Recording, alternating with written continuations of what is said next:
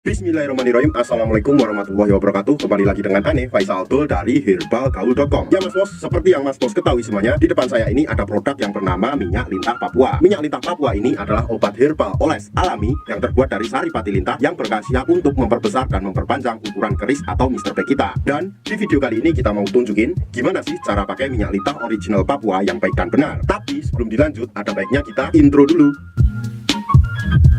Oke Mas Bos, nggak perlu banyak cincong, nggak perlu banyak basa-basi, kita langsung aja praktek. Nah Mas Bos, kebetulan di sini kita udah siapin sampel minyak lintah Papua yang udah kebuka Mas Bos. Jadi mohon maklum kalau agak lecek ya Mas Bos ya.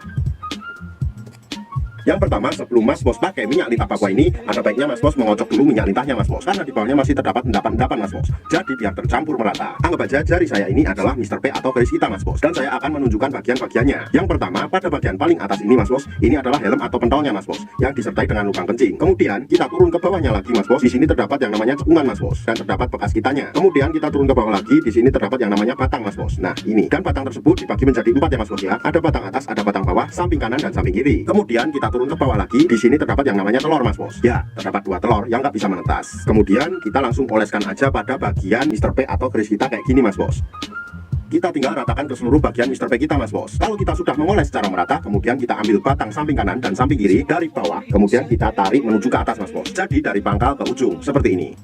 Sret, sret, sret, sret, sret. Kemudian yang kedua kita langsung aja ambil pada bagian batang lagi, tapi dari atas dan bawah seperti ini Mas Bos. Sret, sret, sret, sret, sret. Kalau pada bagian batang sudah kita oles dan kita urut, kemudian kita lanjutkan pada bagian helmnya Mas Bos. Dan kita cukup untuk memijit-mijitnya secara santai aja Mas Bos, nggak perlu terlalu keras seperti ini.